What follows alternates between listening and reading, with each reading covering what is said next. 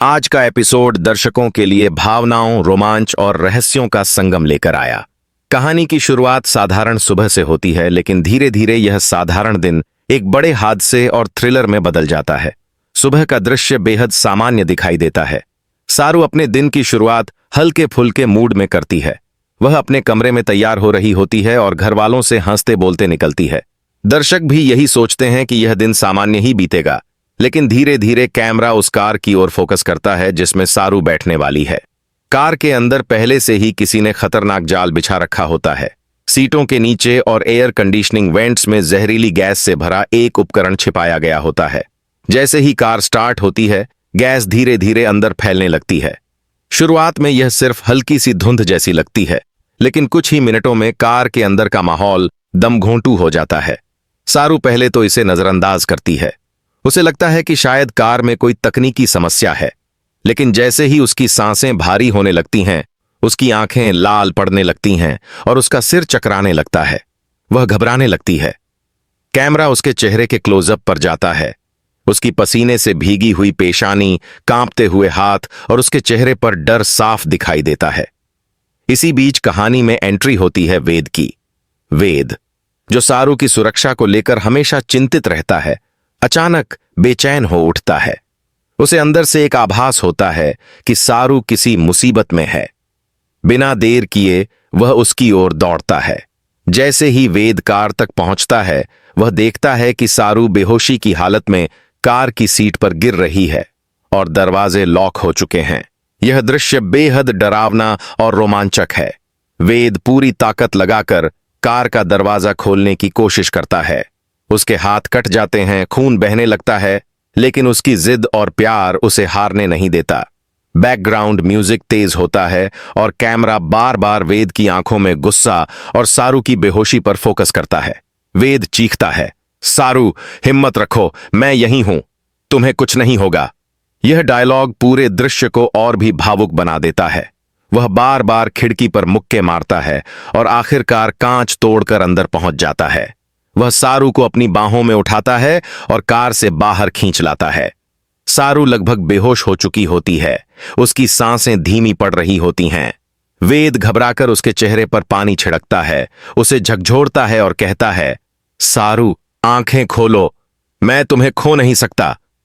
यह पल इतना इमोशनल है कि दर्शक भी स्क्रीन के सामने सिहर उठते हैं। आखिरकार वेद उसे अपनी कार में डालकर अस्पताल की ओर भागता है। रास्ते भर उसका चेहरा चिंता और डर से भरा रहता है। वह प्रार्थना करता है कि सारू को कुछ न हो। अस्पताल पहुंचते ही डॉक्टर उसे इमरजेंसी में ले जाते हैं। घर वालों को जब यह खबर मिलती है तो सब दहशत में आ जाते हैं। हर कोई सोचने लगता है कि आखिर यह सब हुआ कैसे। क्या यह महज एक हादसा था या किसी की सोची समझी साजिश? इस पहले हिस्से का अंत होता है डॉक्टर के इस ऐलान से कि सारू अब खतरे से बाहर है। जैसे ही सारू की सांसें सामान्य होती हैं और वह होश में आती है, उसकी आंखों से आंसू बहने लगते हैं। वह वेद का हाथ पकड़कर धीरे से कहती है, तुम न होते तो मैं आज जिंदा न रहती। यह दृश्य पूरे एपिसोड का दिल छू लेने वाला क्षण है। वेद की आंखों में भी आंसू भर आते हैं और वह मन ही मन कसम खाता है कि चाहे कुछ भी हो जाए, अब वह हमेशा सारू की रक्षा करेगा। पहले हिस्से में हमने देखा कि कैसे सारू की जान खतरे में पड़ गई और वेद ने अपनी बहादुरी व सच्चे प्यार के बल पर उसकी जान बचाई। लेकिन कहानी यहीं खत्म नहीं होती। यह तो बस शुरुआत थी एक गहरी साजिश और बड़े खुलासे की। अस्पताल का माहौल बेहद तनावपूर्ण है। डॉक्टरों ने सारू को खतरे से बाहर बता दिया है, लेकिन उसकी हालत अभी भी नाजुक है। वेद उसकी आईसीयू के बाहर बेचैन खड़ा है, बार बार अंदर झांकता है और हर बार उसकी आंखों में सिर्फ एक ही सवाल झलकता है, क्यों? आखिर कौन ऐसा कर सकता है जो सारू की जान लेना चाहता है? घर वाले एक एक करके अस्पताल पहुंचते हैं। सारू की मां उसे देखकर रो पड़ती है और कहती है, अगर वेद समय पर न पहुंचता तो पता नहीं क्या हो जाता। पूरा परिवार वेद की बहादुरी की तारीफ करता है, लेकिन साथ ही सबके मन में शक की आग भी जल उठती है। इसी बीच पुलिस भी पहुंचती है।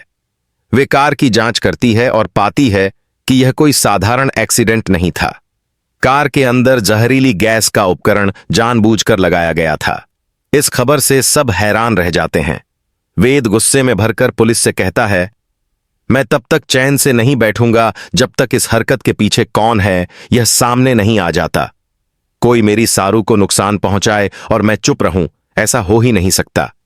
उसकी आवाज में इतना आत्मविश्वास और गुस्सा होता है कि दर्शक भी उसकी दृढ़ता महसूस कर पाते हैं। उधर सारू धीरे धीरे होश में आती है। उसकी आंखें खुलती हैं और सबसे पहला चेहरा जो वह देखती है वह वेद का होता है। उसकी आंखों में राहत झलकती है, लेकिन उसके होंठ कांपते हुए एक नाम लेते हैं, अनिका। पूरा परिवार और वेद चौंक जाते हैं। आखिर सारू ने यह नाम क्यों लिया? क्या अनिका का इस हादसे से कोई रिश्ता है? कहानी यहीं से और भी दिलचस्प हो जाती है। अनिका की भूमिका अनिका, जो अब तक परिवार की दोस्त और हमदर्द बनकर घूम रही थीं, असल में पर्दे के पीछे कई चालें चल रही हैं। उसे हमेशा से यह लगता रहा है कि सारू उसकी राह का सबसे बड़ा रोड़ा है। चाहे प्यार की बात हो या घर वालों का भरोसा, हर जगह सारू ही सबकी पहली पसंद रही है। अनिका के मन में यह जलन धीरे धीरे नफरत में बदल गई और अब उसने सोचा कि अगर सारू को रास्ते से हटा दिया जाए तो उसका रास्ता साफ हो जाएगा। लेकिन सारू का संदेह अभी साफ नहीं है। वह बस बेहोशी में अनिका का नाम लेती है। वेद उसे बार बार समझाता है कि फिलहाल आराम करे, बाकी बातें बाद में होंगी। वेद का संकल्प अगले दिन वेद खुद जांच पड़ताल में लग जाता है। वह उस जगह जाता है जहां कार पार्क की गई थी। आसपास के सीसीटीवी कैमरे खंगालता है और एक फुटेज उसके हाथ लगता है। उसमें साफ दिखता है कि कोई लड़की कार के पास घूम रही थी और बाद में वही कार के अंदर कुछ रखकर चली गई। हालांकि चेहरा साफ नहीं दिखता, लेकिन वेद को शक गहराता जाता है। वह मन ही मन जानता है कि यह किसी अंदर के व्यक्ति का काम है। पिता की बेचैनी दर्शकों को भी रोमांचित करती है। वह घर लौटकर सीधा अनिका से सवाल करता है, जहां कार खड़ी थी तुम वहां क्यों गई थी? अनिका पहले तो साफ इनकार कर देती है, लेकिन जब वेद फुटेज दिखाता है तो वह थोड़ी हड़बड़ा जाती है। फिर भी वह चालाकी से कहती है, मैं तो बस वहां से गुजर रही थी। अगर मुझ पर शक है तो साबित करके दिखाओ। यह पल बेहद नाटकीय है। अनिका की मुस्कान और उसकी आंखों में छुपा हुआ डर दोनों ही कहानी को और रोचक बना देते हैं। सारू और वेद का रिश्ता दूसरी ओर, सारू अब वेद को नए नजरिए से देखने लगी है। उसने देखा कि कैसे वेद ने अपनी जान की परवाह किए बिना उसे बचाया। वह उसके साथ हर पल खड़ा रहा, उसके आंसू पोंछे और उसका हौसला बढ़ाया।